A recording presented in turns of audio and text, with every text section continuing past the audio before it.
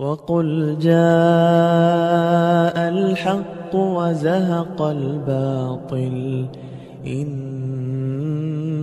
الباطل كان زهوقا وننزل من القرآن ما هو شفاء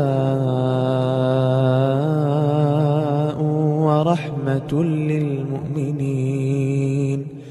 ولا يزيد الظالمين إلا خسارا.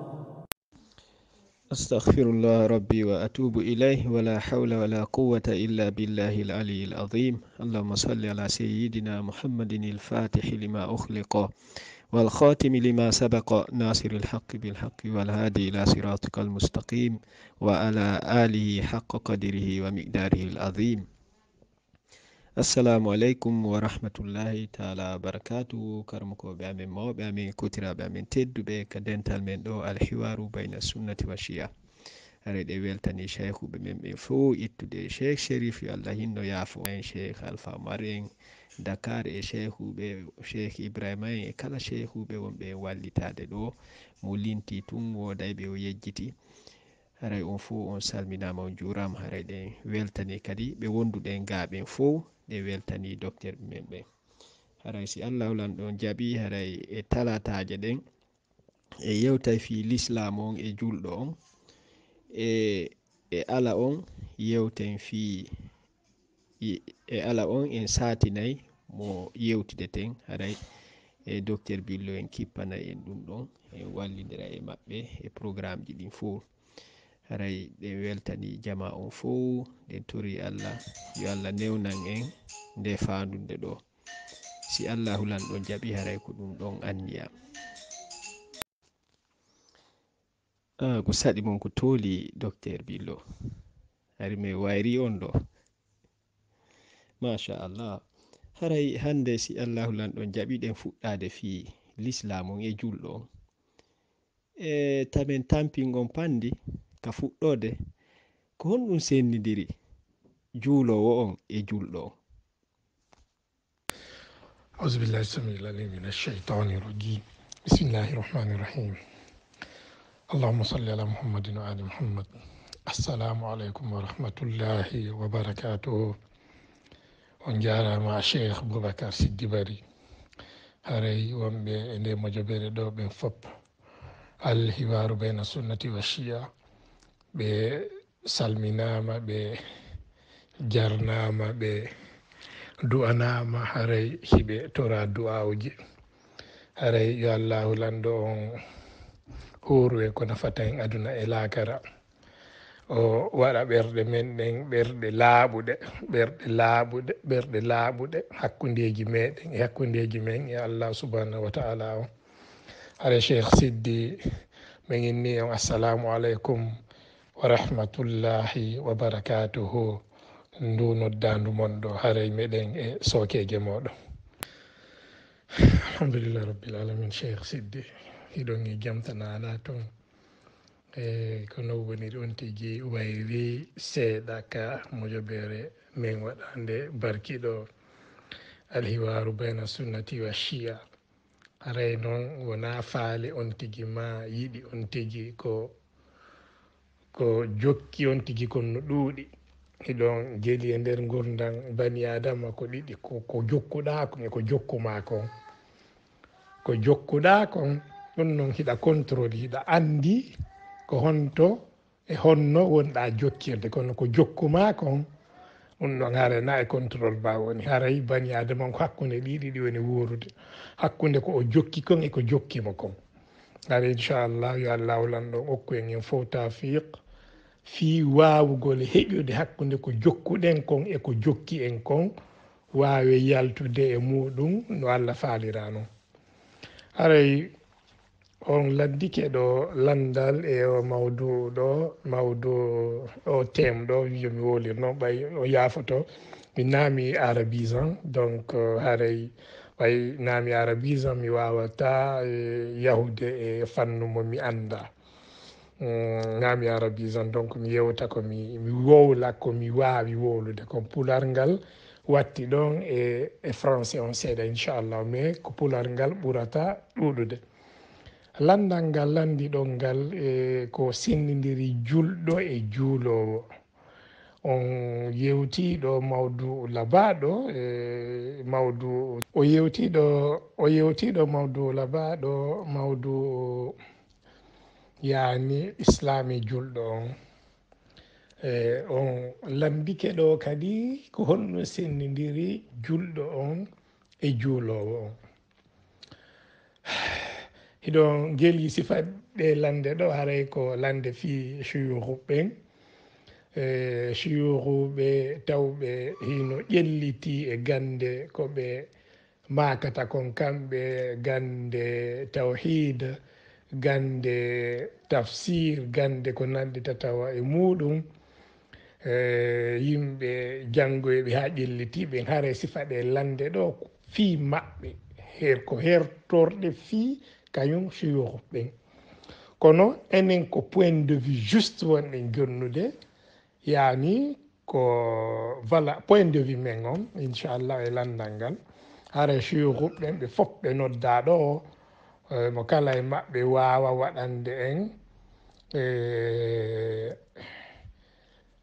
waɗande en yewtere ko yowodiri e landal ngal puisque haray o fannu ɗo ko fannu maɓɓe. Joni Cheikh Siddi o maaki julɗo on islam e julɗo on islam on ko honɗum sen innama islam yimɓe boyi no en fof ɗen inna diina islam diina jebbilagol al islam hiɗen inna diina jebbilagol joni julɗo on ka islam julɗo on ka islam ok joni on julɗo définition makko on ko honto ittete on julɗo définition makko on ko honto ittete kaka nder islam ko diina kan définisata julɗo on diina islam on définisata julɗo on sa inni julɗo ko wonnum kalima julɗo e pular kaarino julɗi haray ko ɗaɓɓitugol kadi on kadima ɗon ka pular kaarijo no julɗi ko julɗo yani ɗum ɗon ko forme on an ko sutiɗa kon an koko sutiɗa kon wonɗa ñaawde ñaawira e règle ji diina kan ko annduɗa kon règle ji islam ɗin ko jannguɗa ko ma ko annduɗa ko ma ko finuɗa tawɗa ino huwede kon ka nder diina ñaawira ɗum on tigi inna kaari ko julɗo joni noon le mot julɗo le croyant on geli que le croyant on croit à quoi? Pour être croyant il faut croire à quelque chose. Il faut croire à quelque chose pour qu'on t'appelle un croyant. Tu crois à quoi? À l'islam. Islamon forme makonoton, fond onoton. Yani la forme, c'est tout ce qui apparaît qu'on voit. Nous, à l'œil nu, on voit. Ça, c'est la forme. Mais fond on kadinoton, fond on na kayitero yoto, c'est les analyses. On famille analyse ji ɗin e kuuɗe ɗen yaltinta fond on joni haray e landal Cheikh Siddi ngal julɗo on e juulowo on ɗo haray ko juuloyɓe ɓen fof woni julɓe ko wonɓe juulude ɓen fof woni julɓe ko no sendidiri ɗum ɗon haray inchallah hiɗen arde ɗon ñam Cheikh Siddi haray juulowo on ko principe ji yani ko sariyaji mi ala inde sharia fi tamiul arab ko sariyaji yani ko sariyaji o woni teddinde o woni respectude ko winda wallina o woni arde o waɗa hoore makko e nder mum fi yo nodditire non fi yo nodditire non joni noon ɗo haray komi yewti ko naane ngala jaabade ko avis tu wonɗe ngaddude joni sen ƴetti salligotoɓe ɓen fopp juula ɓe fof ko ɓe julɓe salligotoɓe ɓen fof juula goɗɗo salligike o juuli ko julɗo juulugol ngol tun hino no waɗa sabu ha on tigi noddire julɗo enen fewndo ko ɗum enen ko ɗum woni signe men tigi aynata arano mais à plus de 50% signe ji meɗen ni ka julɗo on o salligi ke juuli fana alansara futuro jeeƴe subaka ñande wo ñande en sutima on no woni julɗo e wi'u men enen ko anduɗen julɗo ko haray on no woni julɗo geli ke watta ɗo non piiji goo joni noon ko honɗum woni en duwa ka yeggitude toujours e yidtoto e nden toɓɓere ɗon ko forme on ɗon geli mo ari ɗo joni e ndiyan e nder e caangol ngol hara ngol ɓunni sifa yahuɓe wano leyɗe ka neige janata hiɓe andi caangol ngol ɓunna neige futta e maggol ha dow on jeela dow caangol ngol sa ari a yii a innay ko caangol neige a innay caangol ngol fop kongol neige sa hoccike a ciccike fusa neige on tun ukkoɗa ka nder ndiyam inna jaka ndiyam no ga na neige jaka na caangol neige on ko dow woni neige on yayin couche ko couche woni dow woni neige ndiyam no leydi yani sa yi forme on dow inna caangol neige mais sa ɗaɓɓitoyi ka fond tawa ko ndiyam woni leydi donc sa lutti ka forme ton janfoɗa hakkil maki on gelike donc ɗo haray ko waweten yewtude e toɓɓere nden ko yen ardin hakkil seeɓinen hakkil wawen andude forme piiji ɗin e fond majji on mo ɓurima fond e piihum an a ƴetti forme makko ngon o yaadata ko marɗa doole wono si tawi tun kanko ko fond on o jogiti anɗa mari forme on o yaadata puisque forme ma on o tenata ko juuti o yataka juuti a yeeyay mo hollama kono fond on memminoto tun o duñama a diray le few ngal arduɗa o a diray on faami haray ɗo cheikh siddi fi nde toɓɓere ɗo ko toɓɓere yaajude ni no makirɗon noon haray ha yin hiɗen nodditi suyuhuɓe ɓen e toɓɓere nden wawen yewtudude e maɓɓe fi ko yowndiri e toɓɓere nden kono sen inni suyuhuɓe ɓen yani hande ka wonɗen ɗo ko aduna weetuɗo wes ko aduna weetuɗo wes so inni aduna on ko aduna weetuɗo wes c'est que personne mara monopole e fannu gandal hay gootal ka fewndi hande ɗo yaasi on hay gooto ala monopole e fannu gandal hay gootal mo kala si ari ko yer ko jangi kon e yer faamu muɗum on hollata okka waɗa sadaka e yer sadaka gandal mum ngal yer ko jangi kon monopole ala haray o hiwarɗo hiwar bayna sunnati wa shia wawi en hollude ɗum gila o sinca ha hande en andi monopole ala piiji bus waɗama ɗo piiji buy rewnama ɗo piiji buy rewi ɗo joni juul argol tun inna kañum ko julɗo ɓay hiɗen andi yimɓe bus no nodditade julɓe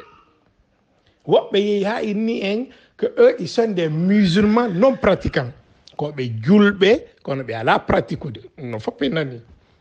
ɗin taali ɗon fof en naniɗe gelike yani mi fini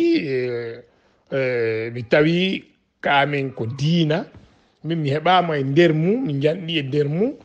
komi julɗo min komi julɗo mais mi ala pratique de diina kan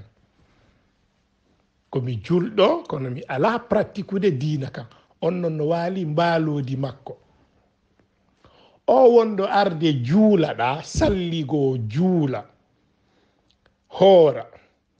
waɗa piiji yani heewɗi ɗi ma ɓurɗi heewude ɗi ka nder diina mais à côté de cela ko watti takkoɗon kadi e makko himo waɗude piiji goo tawɗi diina kan yamiramo diina kan no interdisanimo on non kan no waali e mbaalodi mum yani il vient il prend tout son temps o ƴetta tan makko fof o ara o juula hiɗen andi enen en neɓama yewtede ɗum ko waɗata wo bonki ko watta wo e nder gurdam maɗan kono ta accuto julde nden bonki ko waɗata ka nder gurdam ma fof kono ta accuto julde nden nde nden julde ɗon kadi ko honno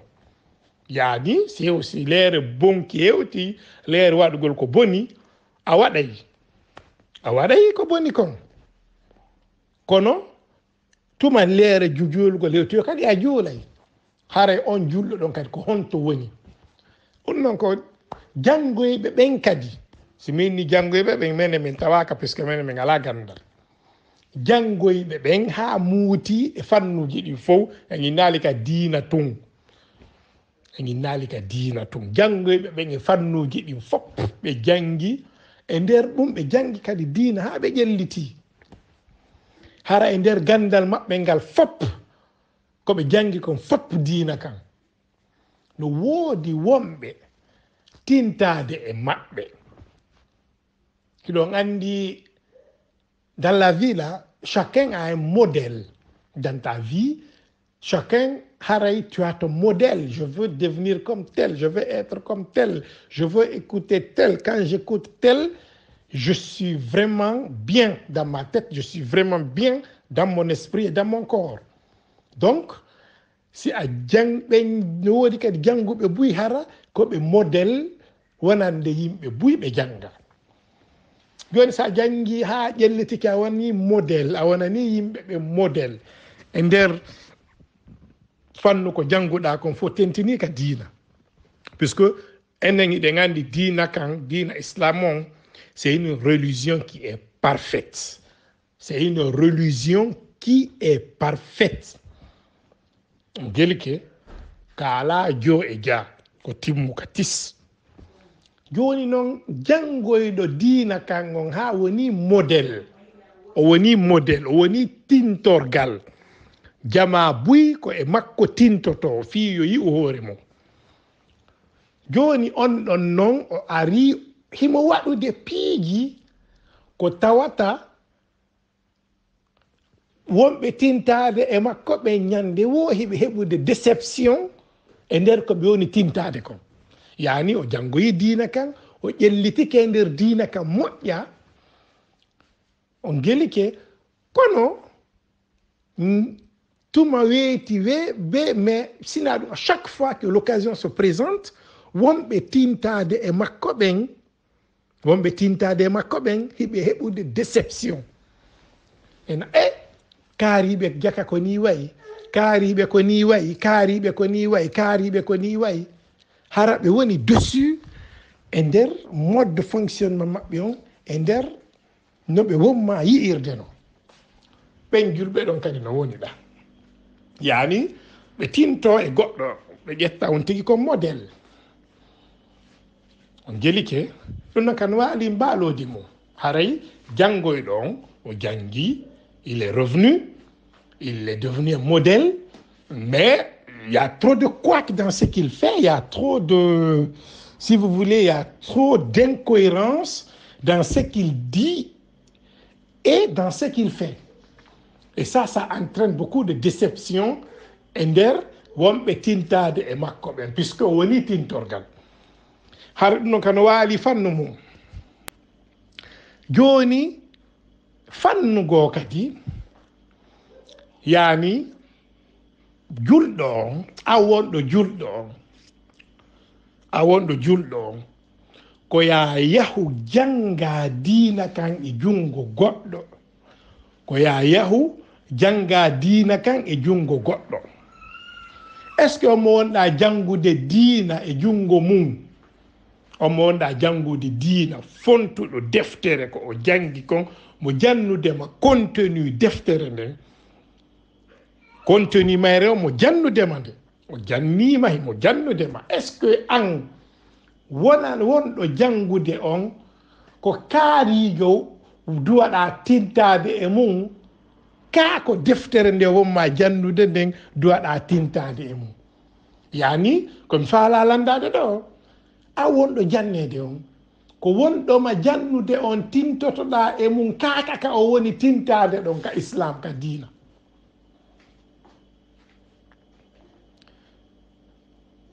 c'est ça wonɗoma jannude on puisque c'est pas une personne parfaite ce n'est pas une personne parfaite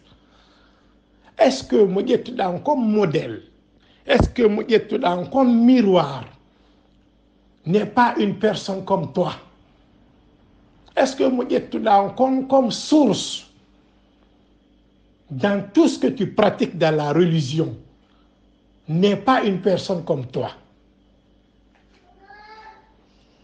on ɗon no woodi ko woni tintade kanko kadi ko honto woni tintade koye goɗɗo go woni tintade joni ɗo e wakkiloto taw yiltitoɗen anden diina kan islam o puisque tintorgal ngal ko islam o tintorgal ngal kaka islam na e goɗɗo señini islam on e yewti fi ko yewtugol fi islam ko yewtugol fi allah yewta fi nelaɗo e halul beyt nelaɗo e halul beyt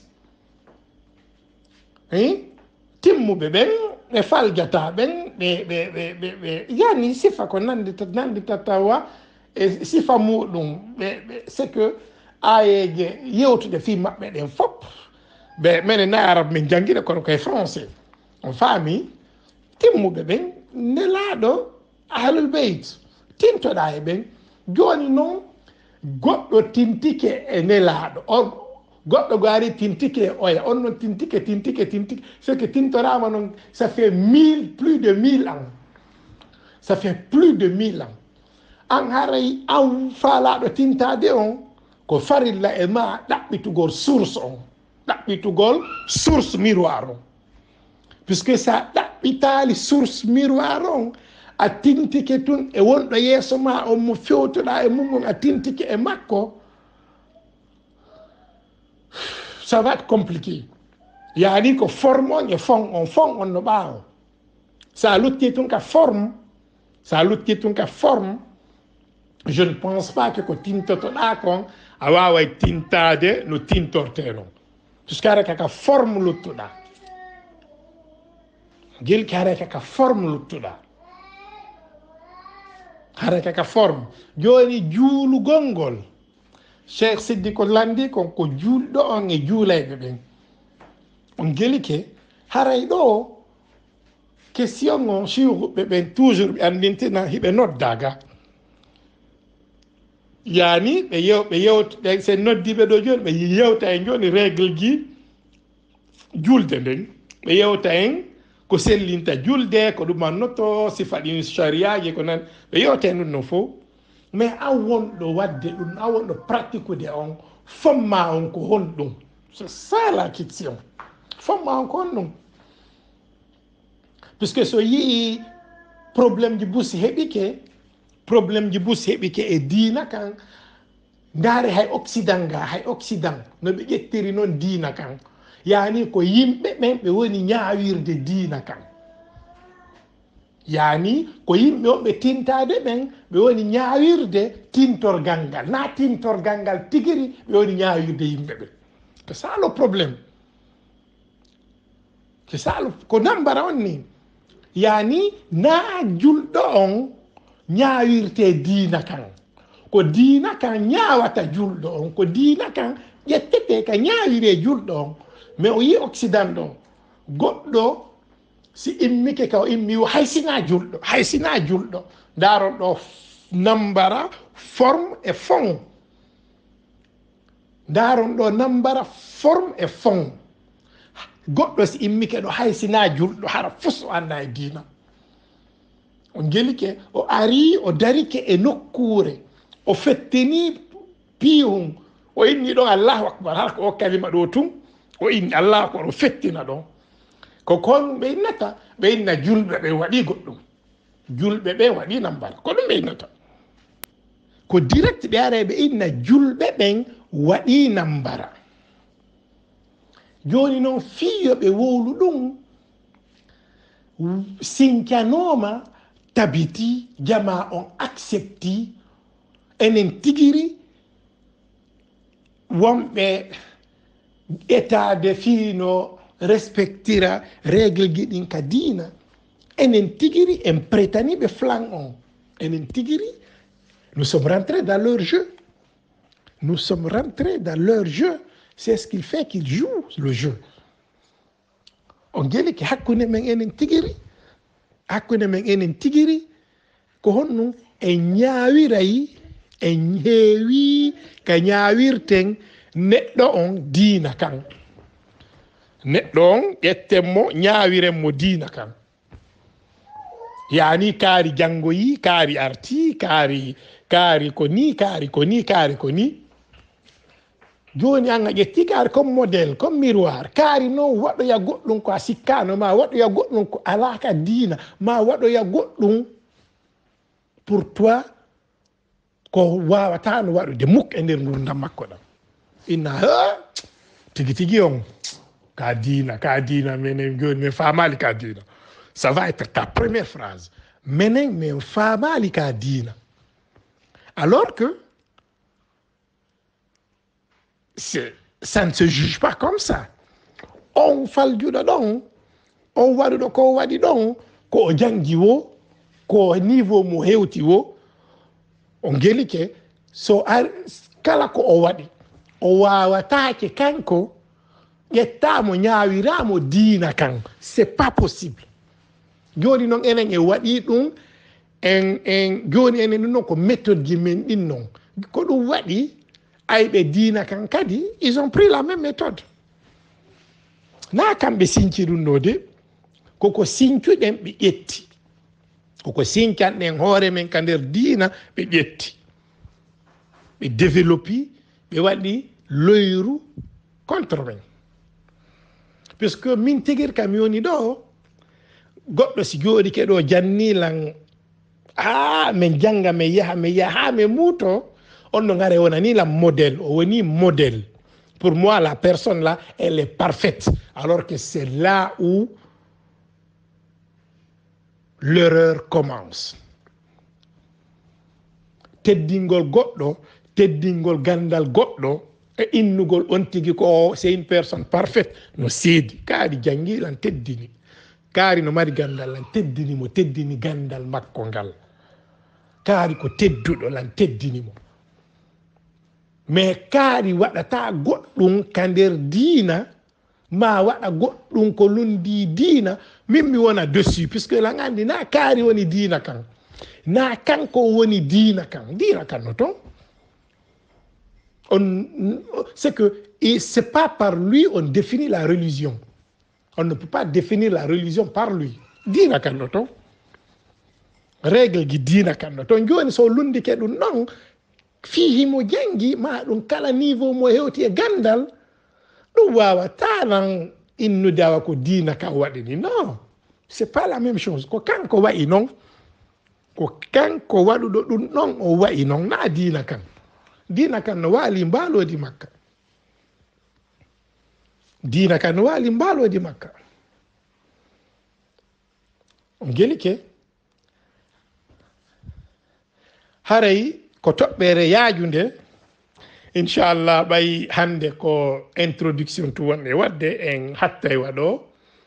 en aroyey e saaheji arayɗi ɗi yewten nder mum tigi